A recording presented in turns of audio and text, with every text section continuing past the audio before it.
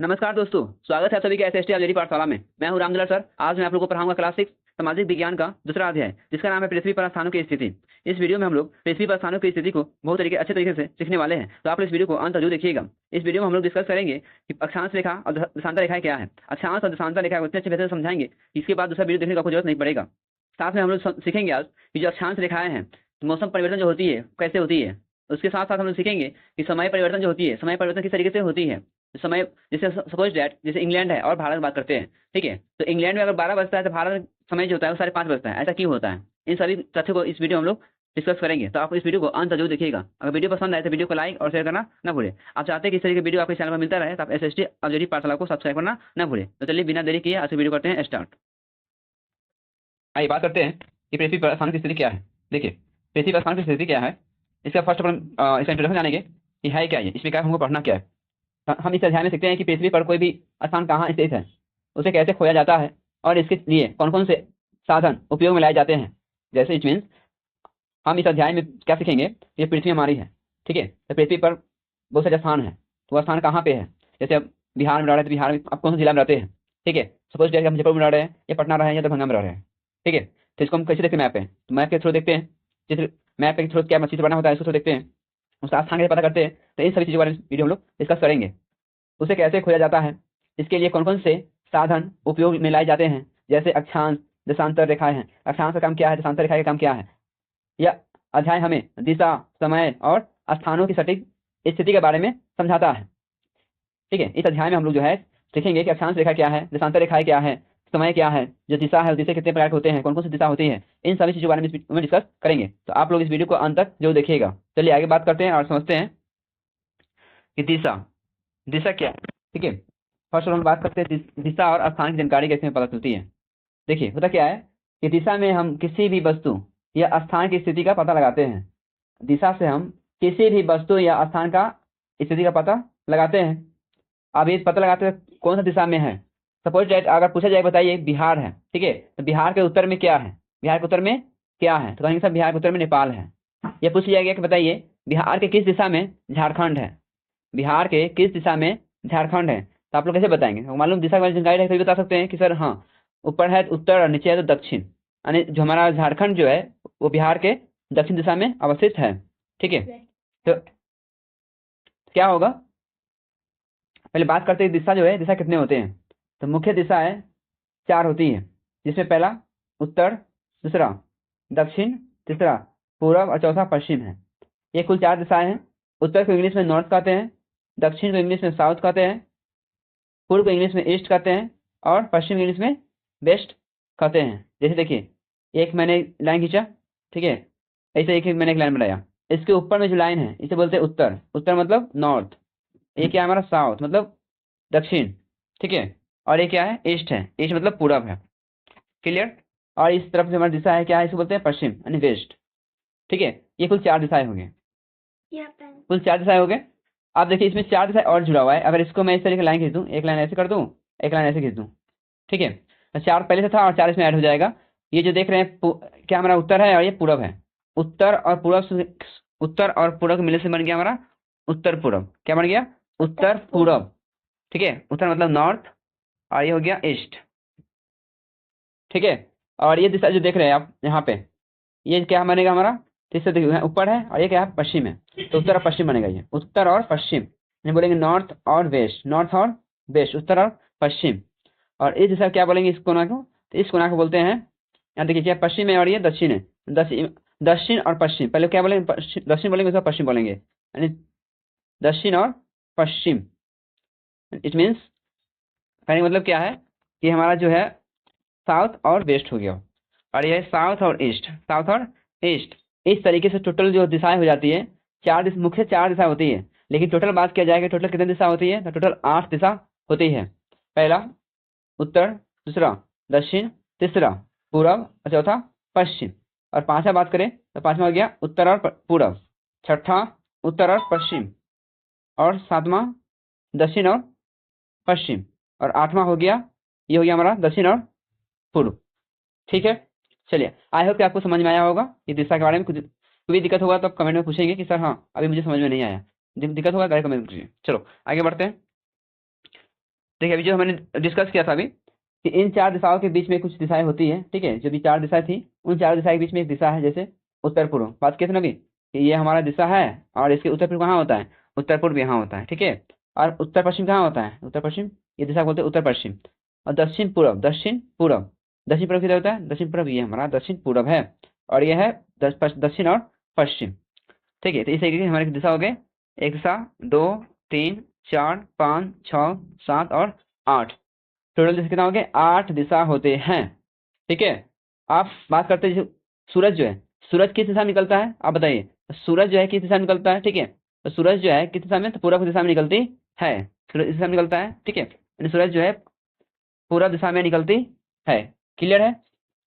चलिए आगे बात करते हैं, आइए समझते हैं ग्रिड के बारे में। ग्रिड प्रणाली क्या है, ग्रिड प्रणाली क्या है, इंग्लिश में बोलते हैं ग्रिड सिस्टम। ग्रिड सिस्टम क्या होता है कि पृथ्वी को नक्शे पर समझने के लिए ग्रिड प्रणाली बनाई गई है। पृथ्वी को नक्शे पर समझने के लिए, पृथ्वी को नक्शे पर समझने के लिए ग्रिड प्रणाली बनाई गई है, जिससे हम पृथ्वी जो हमारा है उसमें नक्शा को अच्छे से दर्शा सके और समझ सके, इसलिए क्या बोलते हैं, ग्रिड प्रणाली कहते हैं। अब ग्रिड प्रणाली जो है ना, ग्रिड प्रणाली को 2 भाग में बांटा गया है। ग्रिड प्रणाली को 2 भाग में बांटा गया है। पहला जो है वह अक्षांश है, दूसरा देशांतर है। अक्षांश रेखा को बोलते हैं लैटिट्यूड और देशांतर रेखा बोलते हैं लॉन्गिट्यूड, ठीक है। अक्षांश रेखा को दूसरा नाम क्या है, क्षैतिज रेखा, जिसे पार्श्व रेखा भी कहते हैं, ठीक है। जैसे देशांतर रेखा है इसे ऊर्ध्वाधर रेखा यानी लंबवत रेखा है कहते हैं, ठीक है। यानी ग्रिड प्रणाली हो गया। ग्रिड प्रणाली क्यों बनाई गई है, तो पृथ्वी को नक्शे पर समझाने के लिए जो है ग्रिड प्रणाली बनाया गया है। ग्रिड प्रणाली को 2 प्रकार की होती है, अक्षांश रेखाएं और देशांतर रेखाएं। चलिए आगे बात करते हैं, समझते हैं कि देशांतर जो अक्षांश रेखाएं हैं, अक्षांश रेखाएं क्या है, अक्षांश रेखाएं क्या है, यानी लैटिट्यूड क्या है, ठीक है। चलिए आप बात करते हैं अक्षांश रेखा के बारे में। अक्षांश रेखाएं देखिए, ये हमारा पृथ्वी है, ठीक है। इस पृथ्वी के बीच में जो रेखा गुजरती है, कि इससे जो रेखा गुजर रही है इसे क्या बोलते हैं, अक्षांश रेखा कहते हैं। अभी हमारा अक्षांश रेखा है, अक्षांश रेखा जो होता है कितना डिग्री होता है, तो 0 डिग्री, 0 डिग्री जो है 0 डिग्री अक्षांश रेखा को भूमध्य रेखा कहते हैं। 0 डिग्री अक्षांश रेखा को क्या कहते हैं, विषुवत रेखा या भूमध्य रेखा कहते हैं, ठीक है। अब इसके ऊपर से एक और रेखा गुजरती है, इस रेखा को बोलते हैं 23.5 डिग्री, 23.5 डिग्री उत्तरी अक्षांश। अब देखिए होता क्या है ना, ये जो रेखा देख रहे हैं आप, ये क्या क्या पृथ्वी को 2 भाग बांट दिया है, पृथ्वी को 2 भागों में बांट दिया है। ऊपर वाले को बोलते हैं उत्तरी गोलार्ध और नीचे वाले को बोलते हैं दक्षिणी गोलार्ध।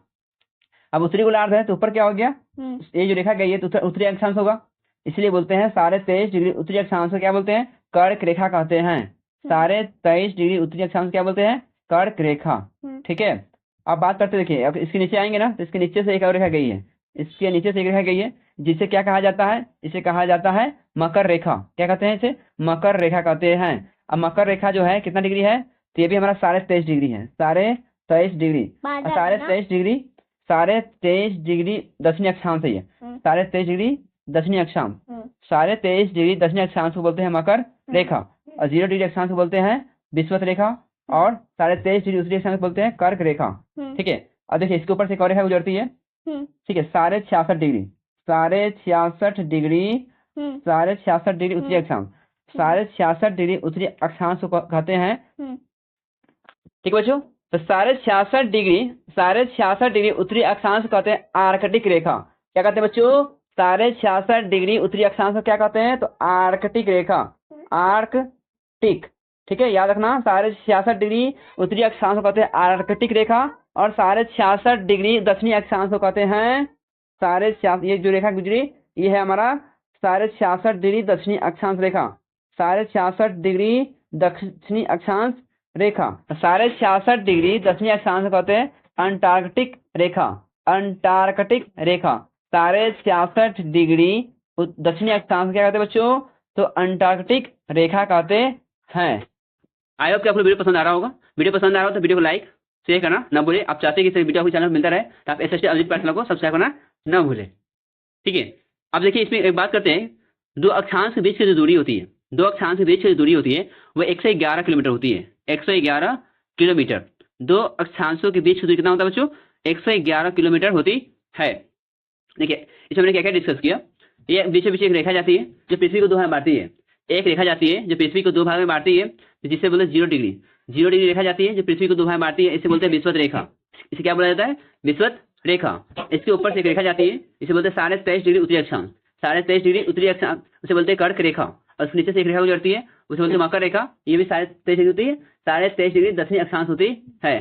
ठीक है, अब देखिए इसमें क्या है, ये जो कर्क रेखा है, कर्क रेखा भारत के बीच में गुजरती है।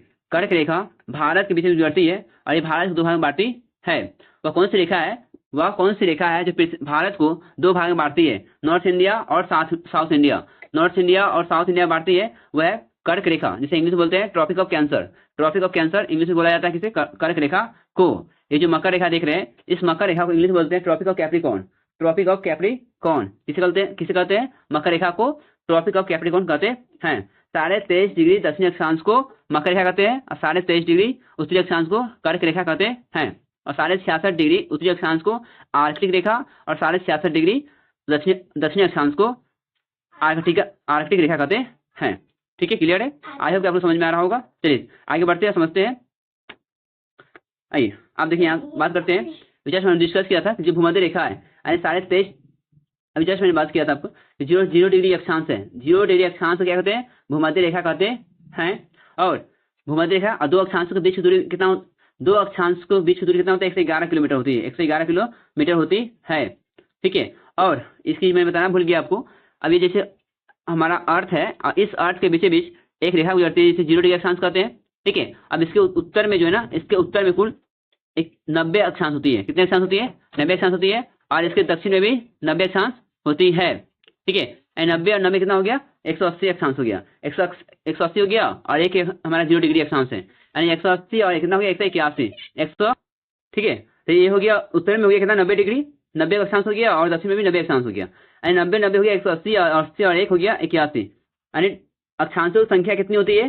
पृथ्वी पे अक्षांशों की संख्या होती है 181 होती है।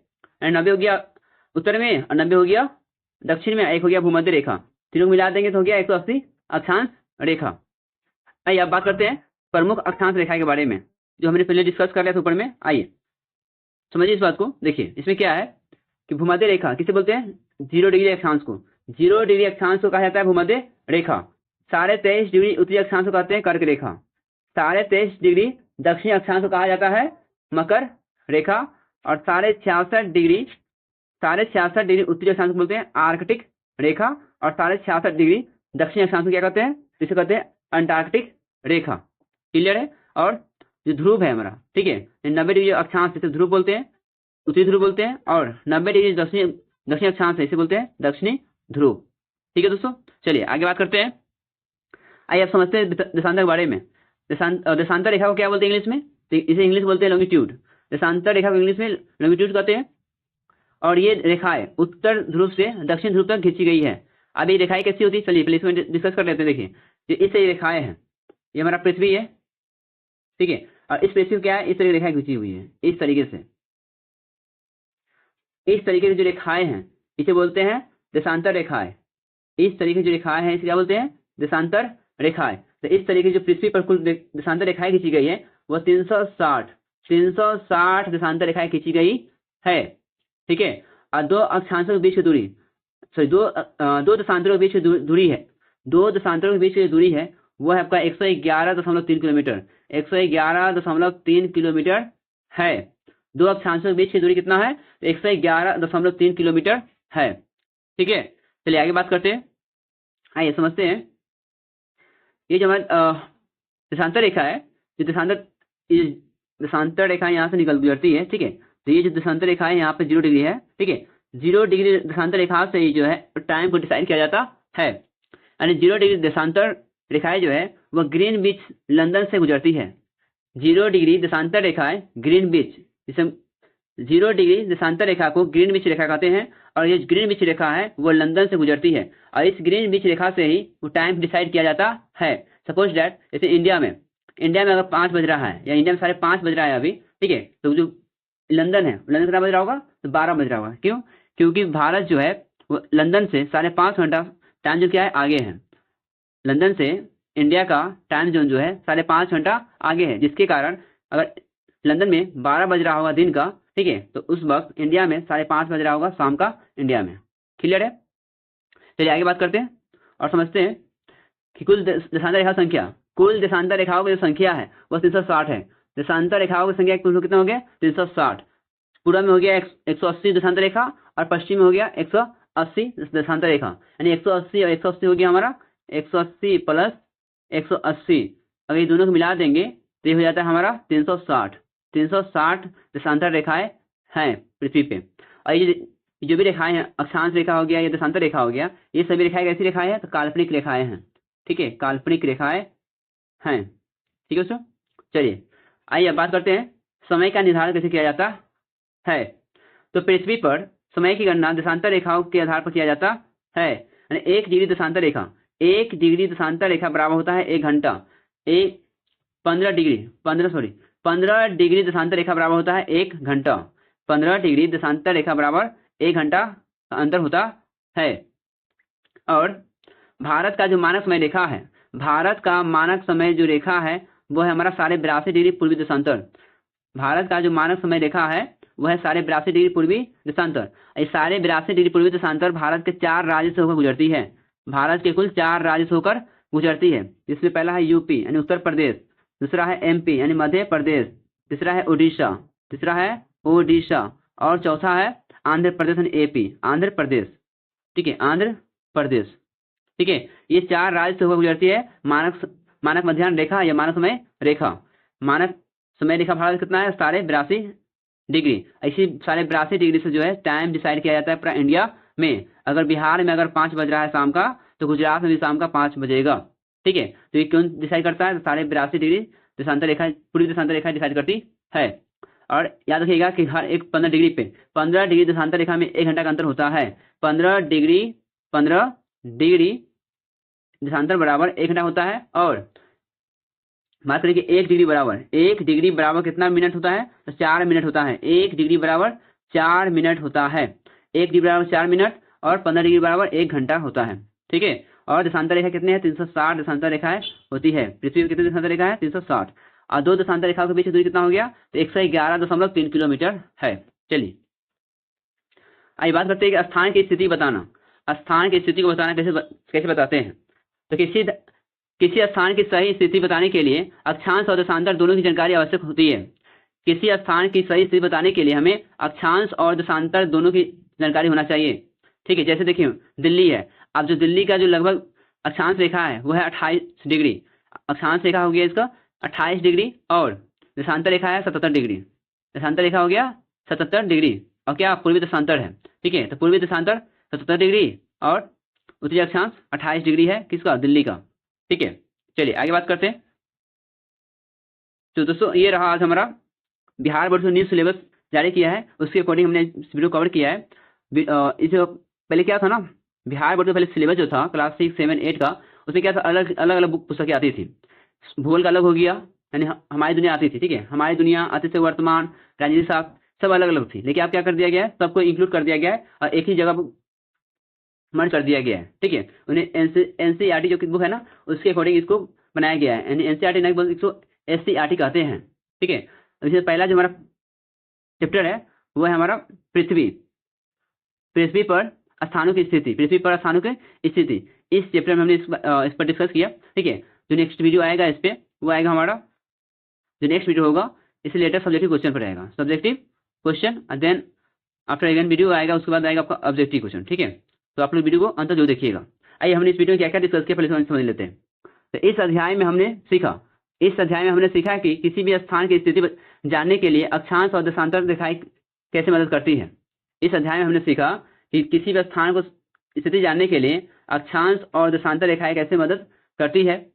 यह जानकारी भूगोल, मौसम विज्ञान, समुद्री यात्रा, विमान संचालन और नक्शा पढ़ने में बहुत ही उपयोगी होता है। ठीक है बच्चों, तो मिलते हैं नेक्स्ट वीडियो में। तो पढ़ते रहिए, सीखते रहिए। जय हिंद।